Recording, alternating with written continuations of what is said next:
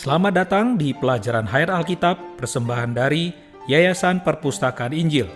Program-program ini didasarkan pada Ministry Witness Lee dan karya puncaknya selama 21 tahun adalah pelajaran hayat dari Alkitab yang berfokus pada kenikmatan akan Kristus sebagai hayat ilahi seperti yang disingkapkan di dalam Alkitab. Kami berharap melalui pelajaran hayat ini Anda akan dibawa ke dalam kenikmatan yang lebih dalam dari kitab suci dan ke dalam kenikmatan akan Tuhan Yesus kita yang berharga. Anda dapat menghubungi kami dengan mengunjungi situs web kami, pelajaranhayat.com. Mari mendengarkan program hari ini. Singkatnya, kita hanya perlu beralih kepada Roh Kudus yang ada dalam roh kita, menaruh pikiran kita di atas roh, dan mengaktifkan hukum roh hayat. Kemudian kita dapat menang dari hukum dosa dan maut yang ada di dalam kita. Dan secara spontan, kita memperhidupkan Kristus dan mengekspresikan Kristus. Jika Anda pernah bergumul, ingin melakukan hal yang benar, tetapi gagal dan merasa terhukum, Anda mengalami apa yang dibicarakan Paulus dalam Roma pasal 7. Karena itu, jangan ketinggalan program pelajaran Hayat Kitab Roma hari ini bersama Witness Lee. Terima kasih telah bergabung dengan kami hari ini. Telah bergabung bersama kami untuk menjelajahi salah satu aspek kehidupan Kristen yang paling membingungkan dalam persekutuan hari ini adalah Saudara Petrus. Saudara Petrus, selamat datang kembali.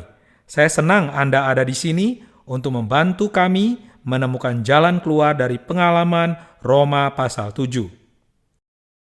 Untuk menemukan jalan keluar dari pengalaman Roma pasal 7, kita perlu melihat secara rinci apakah pengalaman ini. Saya yakin ini bisa sangat membantu kita hari ini. Hal pertama yang perlu kita lihat adalah, meskipun ini adalah pengalaman orang yang belum diselamatkan, hampir semua orang Kristen dapat mengalami pasal ini, walaupun sudah beroleh selamat. Roma 5 berbicara tentang fakta pada saat kita berada di dalam Adam. Sedangkan ketika kita membaca Roma 6, kita melihat fakta saat kita berada di dalam Kristus. Ketika kita sampai pada Roma 7, apa yang kita lihat adalah pengalaman seseorang yang ada di dalam Adam. Dan tentu saja Roma 7 menggambarkan situasi yang sangat menyedihkan, yang darinya kita ingin diselamatkan. Akhirnya, Roma 8 menunjukkan kepada kita pengalaman dari seseorang yang berada di dalam Kristus. Kita sudah berada di dalam Kristus secara doktrinal dan kedudukan. Tetapi kita ingin mengilimi pengalaman sehari-hari berada di dalam Kristus melalui hukum roh hayat. Dan kita akan membahas hal ini dalam program mendatang. Saya harap perkara ini dapat memberikan latar belakang bagi pendengar kita untuk membahas Roma pasal 7 dalam wahyu ilahi. Saudara Petrus, saya senang Anda menunjukkan bahwa pengalaman dalam Roma pasal 7 ini adalah salah satu yang sangat umum dan hampir semua orang Kristen melewati ini. Jadi, saya tahu hari ini kita mungkin akan berbicara kepada banyak orang yang pernah atau sedang mengalami hal-hal ini. Dan saya pikir wahyu yang tersedia dalam pelajaran hayat kali ini benar-benar akan memberikan jalan keluar. Mari bergabung bersama Saudara Witness Lee. Dia akan mulai hari ini dengan membahas ayat 7-20 dalam Roma pasal 7. Dalam berita ini, kita akan melihat 3 hukum yang diwahyukan dalam Roma pasal 7 ayat 7-25. Saya akan membacakan ayat-ayatnya dan bila perlu akan memberikan sedikit uraian. Ayat 7 berkata, "Jika demikian, apa yang hendak kita katakan? Apakah hukum Taurat itu dosa? Sekali-kali tidak. Sebaliknya, justru melalui hukum Taurat, aku telah mengenal dosa. Karena aku juga tidak tahu apa itu keinginan, kalau hukum Taurat tidak mengatakan jangan mengingini." Ayat ini dengan jelas sekali mengatakan bahwa hukum Taurat membuat kita mengenal dosa. Karena hukum Taurat menyingkapkan perbuatan-perbuatan dosa dan menetapkan perbuatan dosa sebagai dosa. Ayat 8 berkata, Tetapi dengan perintah itu, dosa mendapat kesempatan untuk membangkitkan di dalam diriku rupa-rupa keinginan. Sebab tanpa hukum Taurat, dosa mati. Dosa mempergunakan hukum Taurat, dan hukum Taurat membantu dosa bekerja dalam diri kita. Jadi, hukum Taurat bukan diberikan untuk membantu kita, melainkan untuk membantu dosa. Tanpa hukum Taurat atau terpisah dari hukum Taurat, dosa itu mati. Ayat 9 berkata, dahulu tanpa hukum Taurat aku hidup, akan tetapi sesudah datang perintah itu, dosa mulai hidup.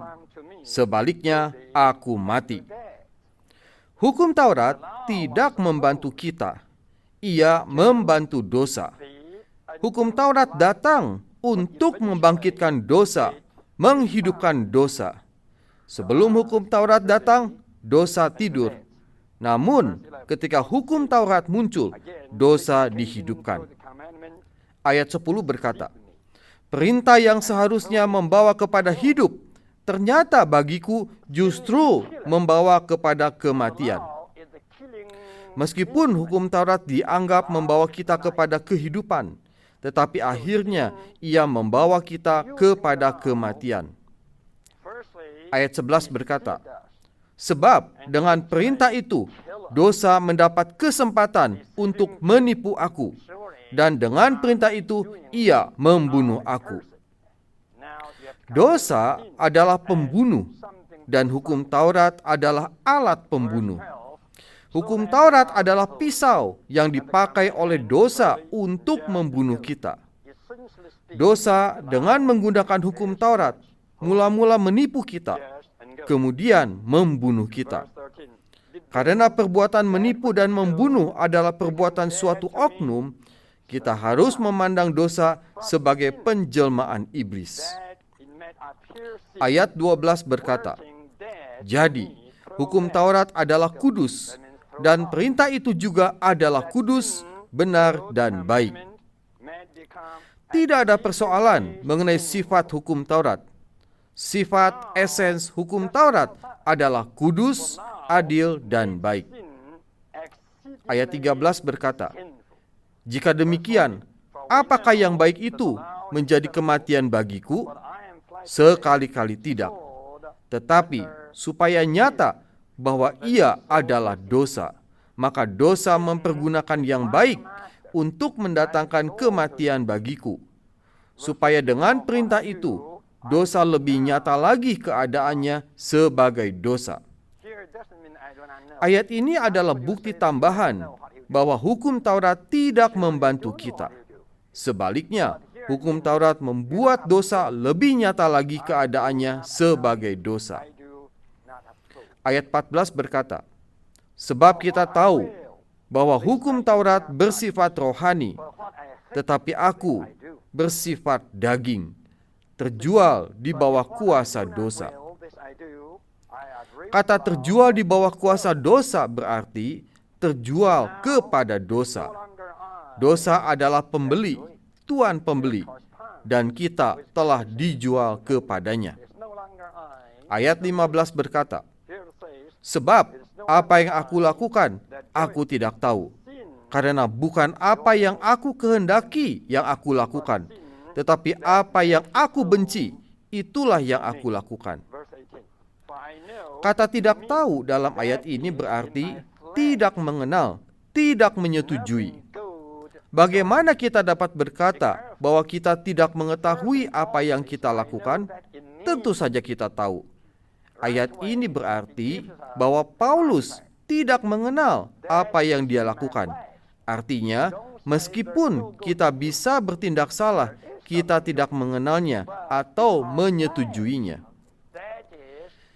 Ayat 16-17 berkata, jadi, jika aku melakukan apa yang tidak aku kehendaki, aku menyetujui bahwa hukum Taurat itu baik. Kalau demikian, bukan aku lagi yang melakukannya, tetapi dosa yang ada di dalam aku. Paulus berkata bahwa bukan dia lagi yang melakukan apa yang tidak dia kehendaki, melainkan dosa yang ada di dalamnya. Kata "ada di dalam" tidak sama dengan kata Yunani yang di tempat lain diterjemahkan "tinggal". Kata ini adalah kata Yunani yang berarti membuat rumah, karena kata kerja tersebut mempunyai akar kata yang berarti rumah. Ayat 18 berkata, "Sebab aku tahu bahwa di dalam aku, yaitu di dalam dagingku, tidak ada sesuatu yang baik. Sebab menghendaki yang baik memang ada padaku, tetapi melakukan apa yang baik tidak." Paulus tidak berkata bahwa tidak ada sesuatu yang baik di dalamnya. Dia berkata bahwa tidak ada sesuatu yang baik di dalam dagingnya. Kita harus memperhatikan kata penjelasan yang dipakai Paulus, "di dalam dagingku."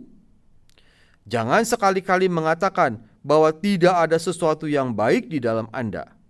Namun, di dalam daging kita, yakni di dalam tubuh kita yang telah jatuh, tidak ada yang baik. Di dalam tubuh kita yang telah jatuh, yang disebut daging oleh Alkitab, tinggallah dosa dengan segala nafsunya. Jadi, tidak terdapat yang baik di dalam daging kita. Ayat 19 berkata, "Sebab bukan apa yang aku kehendaki, yaitu yang baik yang aku lakukan, melainkan apa yang tidak aku kehendaki, yaitu yang jahat yang aku lakukan."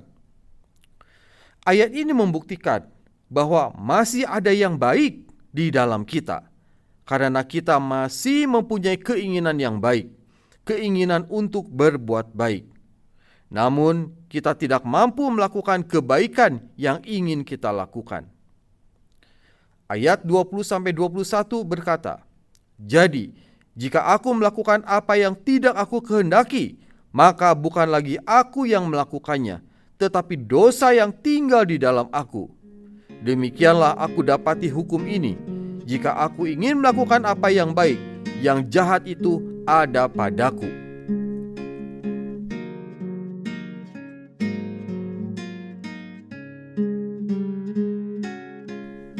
Saudara Petrus, tidak diragukan lagi bahwa setiap orang Kristen yang serius membaca ayat-ayat ini akan terkesan bahwa hukum Allah yang dikombinasikan dengan daging dan dosa sebenarnya menjadi instrumen yang dipakai dosa untuk membunuh kita. Ini adalah fakta yang luar biasa tentang hukum Taurat dan jelas diwahyukan di dalam Alkitab. Apakah maksud semua ini? Perlu kita sadari bahwa hukum Taurat adalah gambar atau potret Allah. Jika saya membuat suatu hukum tersebut akan menunjukkan orang macam apa saya. Nah, hukum Taurat menyingkapkan siapa Allah itu. Apakah Allah itu? Allah adalah kasih, Allah adalah terang, Allah ada kekudusan, dan Allah adalah kebenaran. Inilah yang dinyatakan oleh hukum Taurat tentang siapakah Allah itu. Ketika kita yang adalah manusia yang jatuh melihat hukum Taurat, kita menyadari bahwa inilah diri Allah dan ini bukanlah diri kita. Jadi, apa yang dilakukan oleh hukum Taurat ketika kita datang kepada hukum Taurat, dan ketika kita melihat hukum Taurat, dan ketika kita melihat potret Allah ini, yang dilakukan hukum Taurat adalah mengidentifikasi dosa. Dosa sebenarnya adalah segala sesuatu yang bukan Allah. Apapun yang bukan Allah itu sendiri adalah dosa. Jadi hukum Taurat mengidentifikasi dosa sebagai dosa. Dan itu menuntun manusia kepada pengetahuan tentang dosa. Kemudian saudara Rim mengeluarkan ayat Roma pasal 7 ayat 11 yang mengatakan dosa mengambil kesempatan melalui perintah itu untuk menipu aku, dan melalui perintah itu ia membunuh aku. Jadi, dosa melalui perintah di dalam hukum Taurat telah menipu kita dan membunuh kita.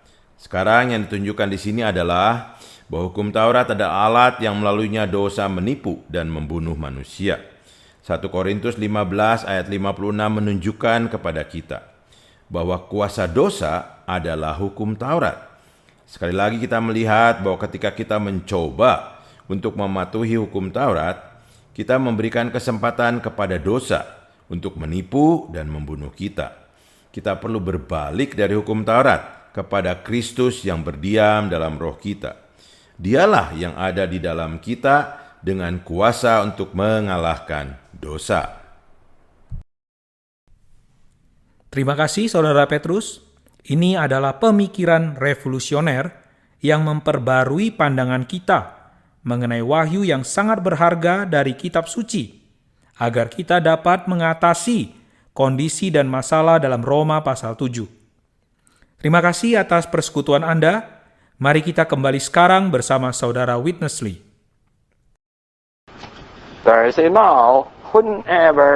Ayat 21 menyinggung hukum yang bekerja setiap kali kita ingin berbuat baik. Hukum ini jahat, karena setiap kali kita mencoba berbuat baik, yang jahat itu ada pada kita.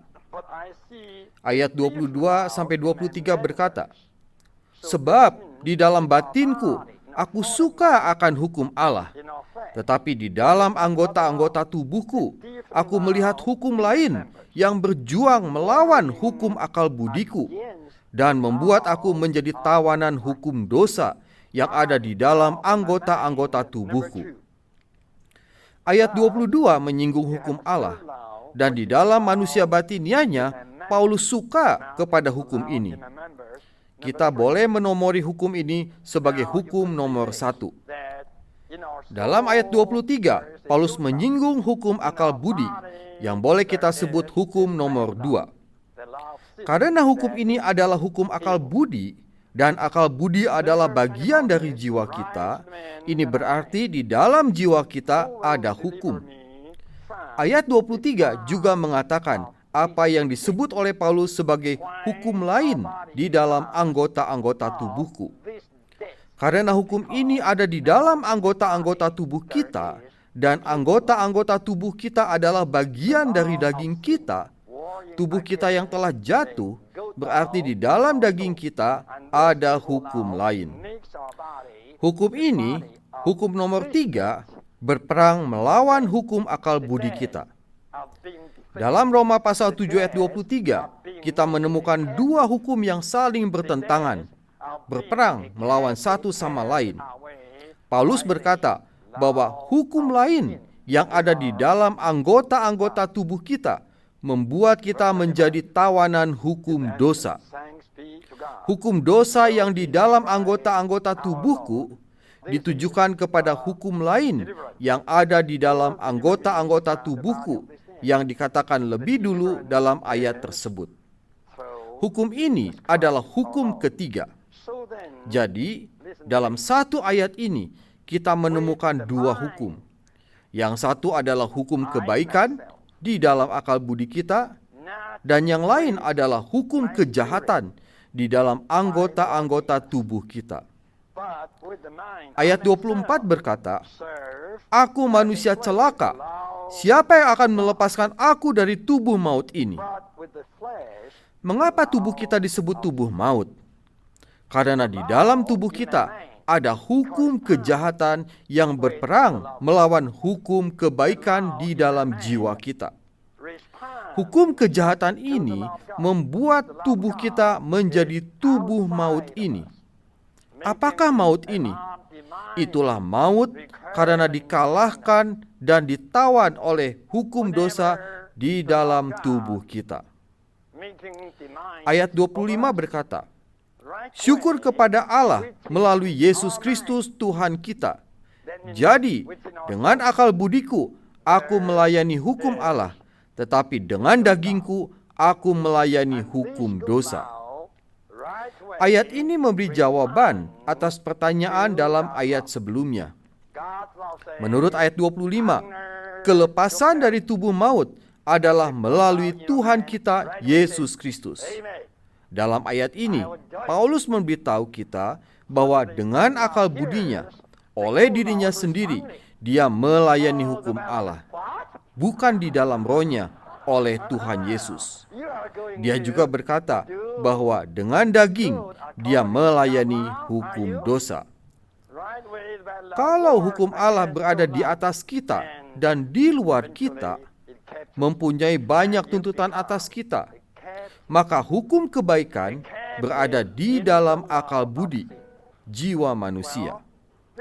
Dapat kita katakan bahwa hukum kebaikan di dalam akal budi kita sesuai dengan hukum Allah dan memberikan reaksi terhadap tuntutan-tuntutannya, berusaha menjalankannya.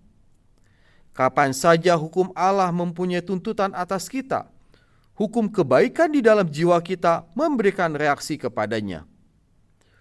Kalau hukum Allah berkata, hormatilah orang tuamu, maka hukum kebaikan di dalam akal budi kita segera menjawab, amin, aku akan melakukannya, aku akan menghormati orang tuaku.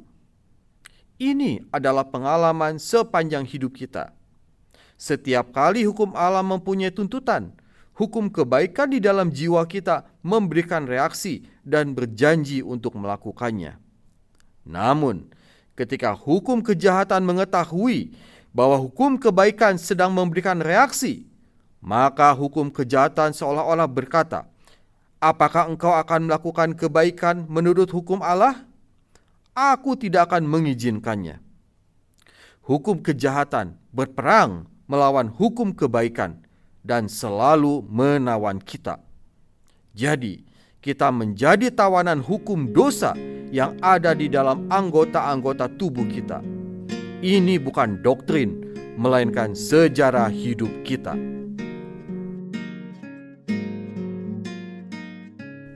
Saudara Petrus, kita perlu fokus dan konsentrasi untuk memahami semua yang sedang terjadi di sini. Sekarang kita memiliki 4 hukum berbeda yang beroperasi. Beberapa di dalam kita dan beberapa di luar kita. Dan hasil akhirnya adalah bahwa kita sangat membutuhkan seseorang untuk membebaskan kita. Bisakah Saudara Petrus membantu kita? Lihat hukum-hukum ini. Ini benar-benar wawasan Paulus yang luar biasa tentang apa yang terjadi di dalam diri kita. Baik hukum yang berada di luar kita adalah hukum Allah. Dan kita telah melihat bahwa hukum ini adalah gambaran tentang Allah itu sendiri. Berikutnya, kita sampai pada hukum-hukum yang berlaku di dalam diri kita.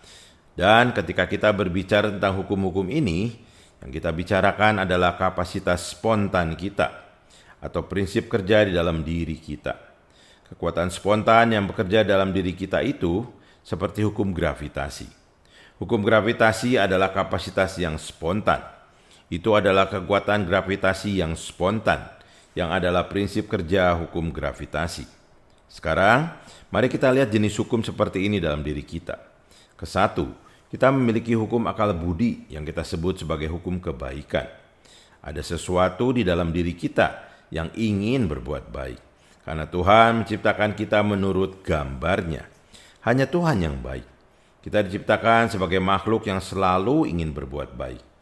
Ketika kita ingin menjadi baik, hukum kebaikan dalam pikiran kita ini mencoba untuk memenuhi tuntutan hukum Allah atas kita. Tetapi ada hukum lain yang dikatakan oleh Paulus, yaitu hukum di dalam anggota-anggota tubuh kita yang jauh lebih kuat daripada hukum kebaikan dalam akal budi kita. Hukum dalam anggota-anggota tubuh kita ini adalah hukum dosa dan maut. Apakah ini? Inilah prinsip kerja dosa dan maut di dalam diri kita. Ini adalah kekuatan spontan dan kapasitas bawaan dari dosa dan maut di dalam diri kita.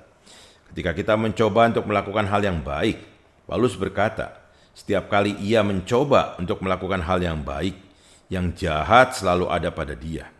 Jadi, ketika kita mencoba untuk melakukan hal yang baik, dan kita mencoba untuk mematuhi hukum Allah, yang teraktivasi adalah hukum dosa dan maut di dalam diri kita.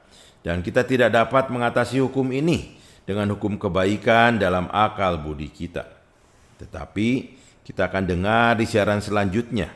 Saya ingin menyampaikan kepada pendengar kita untuk terus mendengarkan siaran ini, bahwa ada hukum lain yang dapat mengatasi hukum dosa dan maut. Ini ada dalam Roma pasal 8.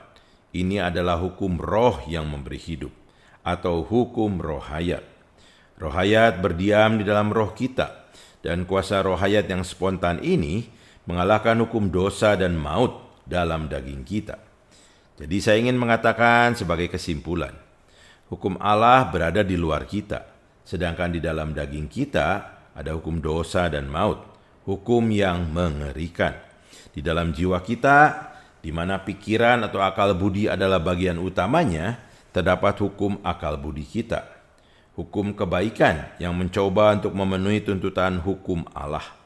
Mereka tidak bisa, karena hukum dosa dan maut selalu mengalahkan hukum kebaikan dalam akal budi kita. Tetapi puji Tuhan, ada roh hayat di dalam roh kita.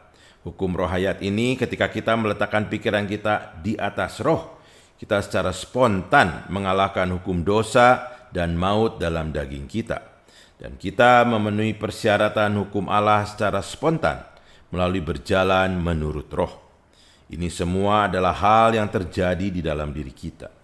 Sederhananya, kita hanya perlu beralih ke dalam roh hayat yang berhuni di dalam roh kita.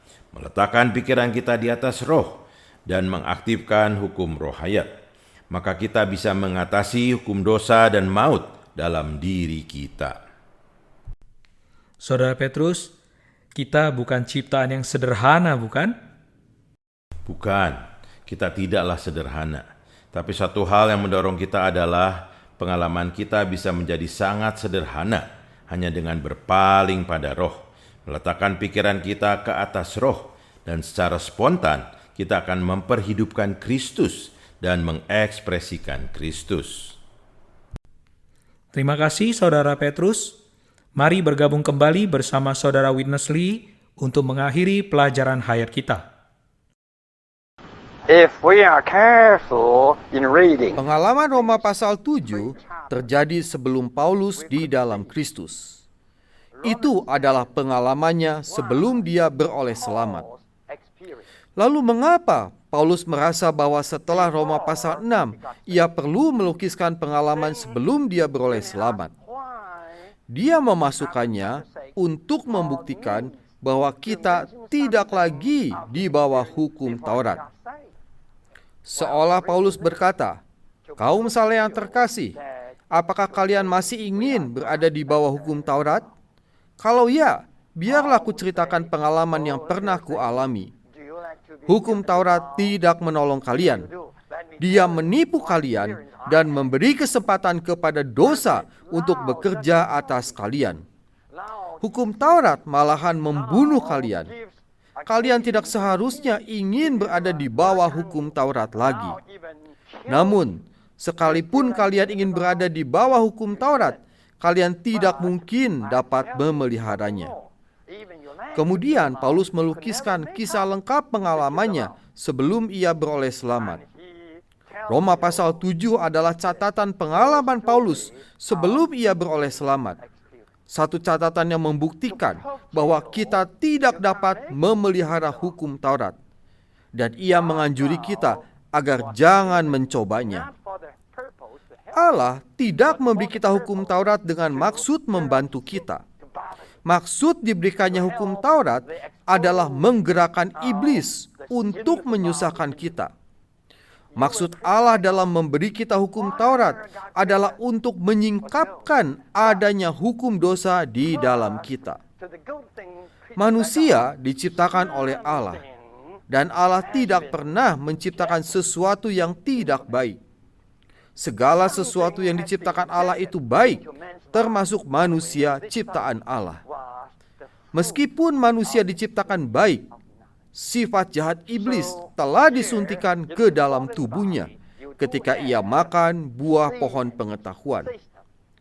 Pohon pengetahuan melambangkan iblis, si jahat itu, yang mempunyai kuasa maut. Jadi, ketika manusia makan buah pohon pengetahuan, iblis masuk ke dalam tubuhnya. Prinsip iblis, faktor setiap kejahatan, adalah hukum dosa. Di dalam akal budi kita, kita mempunyai suatu prinsip yang diciptakan oleh Allah, yakni hukum kebaikan. Jadi, jika kita mengerti Roma pasal 7 dengan memadai, kita akan mengetahui di mana kita berada dan apa yang ada di dalam kita. Kita mempunyai hukum kebaikan di dalam akal budi kita. dan hukum kejahatan di dalam daging kita. Dua hukum yang bertentangan. Hukum kebaikan mewakili prinsip kebaikan yang diciptakan Allah, dan hukum kejahatan adalah prinsip iblis di dalam daging kita. Iblis di dalam daging kita membenci Allah, menipu manusia, dan berusaha sekuatnya untuk merusak dan menghancurkan sifat manusia. Jadi, kapan saja akal budi manusia karena hukum kebaikan berpikir hendak berbuat baik, hukum kejahatan segera bangun, memerangi, mengalahkan, dan menawan manusia celaka yang kasihan ini. Demikianlah pengalaman Paulus sebelum ia beroleh selamat, ketika ia sebagai seorang pengikut agama Yahudi yang berapi-api dan pencinta hukum Taurat. Siang malam dia berusaha memelihara hukum Allah. Akhirnya dia menyadari bahwa hukum Allah berada di luar dia. Hukum kebaikan yang memberikan reaksi kepada hukum Allah ada di dalam akal budinya. Dan kapan saja dia ingin berbuat baik, hukum lain di dalam anggota-anggota tubuhnya berperang melawan hukum kebaikan di dalam akal budinya, menawan dia dan menjadikannya celaka. Paulus menemukan bahwa tubuhnya adalah tubuh maut. Dalam hal memelihara hukum Allah, dalam hal berbuat kebaikan untuk diperkenan Allah, tubuh maut ini seperti mayat saja. Paulus mulai mengenal bahwa dia tidak berpengharapan dikarenakan unsur dosa yang begitu berkuasa tinggal di dalam tubuhnya yang telah jatuh. Inilah gambaran yang jelas dilukiskan dalam Roma pasal 7. Begitu kita nampak gambaran ini, kita akan memuji Tuhan karena Dia tidak menyuruh kita memelihara hukum-Nya. Saudara Petrus, pengalaman Roma pasal 7 jelas bukan pengalaman yang menyenangkan. Itu adalah pengalaman pergumulan dan kegagalan. Dan salah satu faktor kegagalan dan pergumulan kita adalah hukum Allah. Saudara Petrus, jika kita tidak mampu memelihara hukum Allah, lalu apakah fungsi hukum Allah ini dalam ekonominya? Kita perlu melihat fungsi hukum Allah dalam ekonomi Allah. Ada 3 fungsi. Pertama, hukum Allah memperlihatkan kepada manusia sifat dosa mereka dan perbuatan jahat mereka. Apa yang dilakukan hukum Allah adalah bekerja sebagai cermin bagi kita. Ketika Anda melihat hukum Allah, Anda menyadari bahwa inilah Allah, ini bukanlah saya. Saya berdosa dan saya berbuat dosa. Jadi apa yang hukum Allah lakukan adalah mengekspos Anda. Hukum Allah ini memiliki fungsi lain yang juga luar biasa. Fungsi kedua terdapat di dalam Galatia pasal 3 ayat 24 dan 23. Hukum Allah menjaga umat pilihan Allah dan mengantarkan mereka kepada Kristus. Hukum Allah berfungsi untuk membawa kita kepada Kristus. Fungsi ketiga adalah hukum Allah menaklukkan manusia sebagai orang berdosa di bawah penghakiman Allah. Jadi, ketika manusia melihat hukum Allah, manusia menyadari, saya hanyalah orang berdosa di bawah penghakiman Allah. Saya perlu percaya ke dalam Kristus. Saya perlu menerima Kristus. Dan kemudian saya perlu menikmati Kristus dan berpaling kepada Kristus hari demi hari, sehingga saya dapat dibenarkan, tidak hanya secara objektif, tapi juga dalam kehidupan saya. Hal lain yang ingin saya katakan kepada para pendengar sebagai kesimpulan adalah, pada akhirnya kita akan sampai pada Roma pasal 8. Dan Roma pasal 8 akan membawa kita keluar dari terowongan gelap ini. Membawa kita keluar dari hukum dosa dan maut ke dalam hukum roh hayat. Roh hayat ini ada di dalam roh kita. Sekarang kita perlu mengaktifkan hukum ini seperti menyalakan listrik. Kita perlu mengaktifkan hukum roh hayat. Dan apakah hukum roh hayat itu? Saya akan menggunakan ilustrasi. Ini seperti hukum aerodinamika yang mengalahkan hukum gravitasi. Anda tidak dapat mengatasi hukum gravitasi dengan kekuatan Anda sendiri. Tetapi, jika Anda masuk ke dalam pesawat jet besar, hukum aerodinamika secara spontan mengatasi hukum gravitasi tanpa ada usaha dari Anda.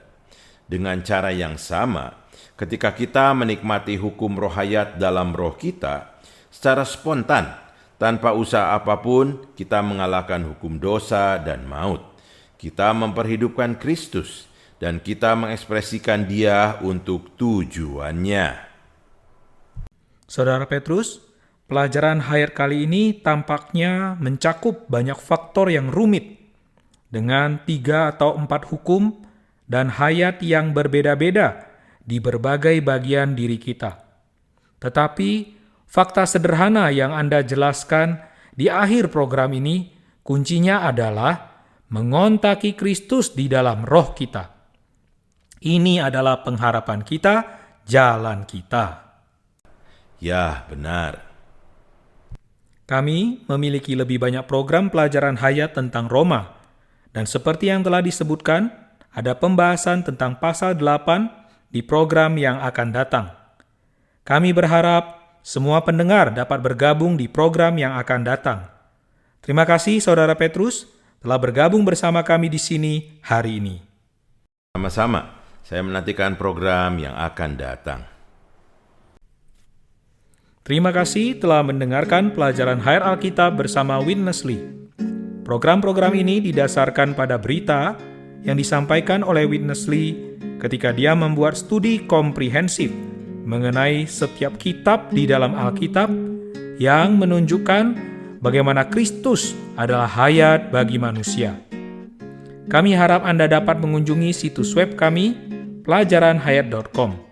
Sekali lagi, terima kasih telah mendengarkan program hari ini.